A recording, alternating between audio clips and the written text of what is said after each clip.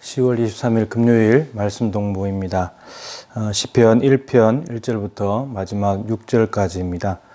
복 받는 데에도 길이 있다 라는 제목입니다. 시편 1편은 너무 잘 아는 말씀이죠. 복 있는 사람에 대해서 이야기를 하고 있는데 여러분, 복은 하나님이 주시는 거죠. 하나님이 주시는데, 그렇다면 하나님이 주시는 복은 하나님부터 복을 받으려면 받는 길이 있습니다. 방식이 있다는 거죠. 레위기에 하나님께서 제사를 5가지 말씀하셨죠. 번제, 소제, 화목제, 속죄제, 속건제. 5가지 제사인데, 이 제사를 가장 잘 드리는 방법은 하나님께서 가르쳐 주신 대로 하면 돼요. 그 제사의 방법에서 벗어나게 되면 이건 문제가 생기는 거죠. 마음을 넣냐, 이거는 이제 그 다음 문제인데, 방식대로 해야 돼요. 마음을 아무리 갖다 넣어도 방식대로 하지 않는다면 안 되는 거죠. 하나님이 받으시는 제사를 받으려면 하나님의 방식대로 해야 된다. 이제 이게 중요한 것이죠. 그렇듯이 복은 하나님이 주시는 건데, 그러면 복 받는 사람이 되려면 하나님이 복을 받는 방식과 길인데 그것을 제시해 줬을 때 그걸 따라가는 사람이 중요하다는 겁니다. 방식은 크게 2가지예요. 첫 번째는 악인들의 꾀, 죄인들의 길, 오만한 자들의 자리에 가면 복을 받을 수 있어요.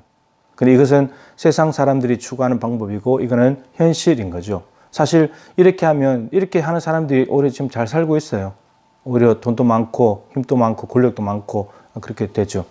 근데 하나님이 제시하시는 길은 이겁니다. 여호와의 율법을 즐거워하여 그 율법을 주야로 묵상하는 사람. 이게 하나님께서 주시는 복을 받는 방식이고 길이래요. 이 2 길은 서로 다른 길이죠. 방식이 완전히 다른 거예요. 방식이 완전히 다른 겁니다. 근데 이 시편의 흐름이 이렇게 됩니다. 하나님의 율법을 즐거워해서 주야로 묵상하는 사람이 어떤 사람이냐? 이 사람은 마치 시냇가에 심은 나무와 같이 열매를 맺고 잎사귀가 무성하면서 형통한 삶을 살게 된다. 이렇게 말했습니다.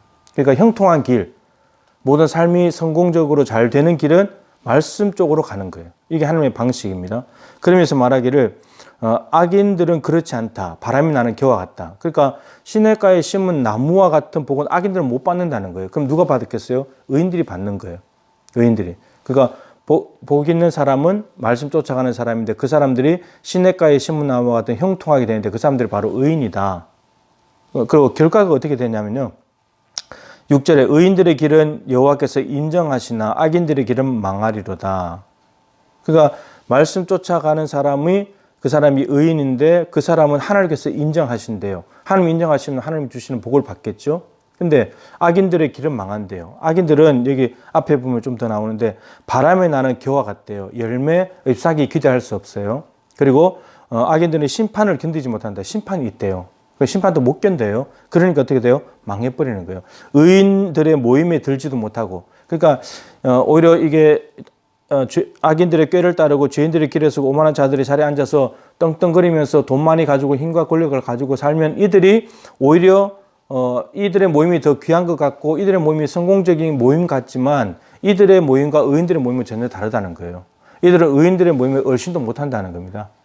결국은 우리가 복을 받는다고 할 때, 복을 싫어하는 사람은 없는데 복을 받는다고 할 때는 제대로 받아야 되는 거죠. 그래서 복 있는 사람은 하나님의 법을 즐거워하는 사람인데, 그 법을 즐거워하는 사람은 시냇가에 심은 나무와 같이 형통하게 되고, 그 사람이 의인이고 그 사람은 하나님께서 인정하시는 사람이다. 이렇게 됩니다. 여호와의 율법을 붙잡는 거하고 악인의 꾀, 죄인들의 길, 오만한 자들의 자리를 예레미야에 있는 말씀을 한다면, 예레미야 17장에도 하나님을 의지하는 사람은 복이 있고, 근데 그 복 있는 사람을 뭐라고 말했냐면 물가에 심은 나무와 같다. 이렇게 말했습니다. 근데 한편으로 또 사람을 의지하는 사람이 있는데 이 사람 저주를 받는다. 마치 뭐가냐? 사막의 가시떨기와 같다. 이렇게 되어 있습니다. 생각만 해도 끔찍하잖아요. 그러면 이제 오늘 말씀에 연결시키면, 하나님을 의뢰하는 사람이 시냇가에 심은 나무라면 여호와의 율법을 즐거워해서 주야로 묵상하는 사람은 하나님을 신뢰하는 사람이죠. 하나님의 말씀에 길이 있으니까 그 길을 가겠다는 거예요. 말씀에 대한 확신, 말씀대로 가면 책임진다. 이렇게 가는 거고, 악인들의 꾀, 죄인들의 길을 오만한 자들의 자리에 선다는 것은 뭘 믿는 거예요? 그러면 사람을 믿는 거죠. 사람을 믿는 사람들은 저주를 받게 되는데 어떻게 받냐? 사막의 가시떨기. 그러니까 아무것도 없는 거예요. 먹을 게 없는 겁니다. 사람에게 유익을 주는 게 없다는 거죠. 그런 삶이 된다라고 하는 겁니다. 우리말에 뭐로 가도 서울만 가면 된다는 말이 있죠.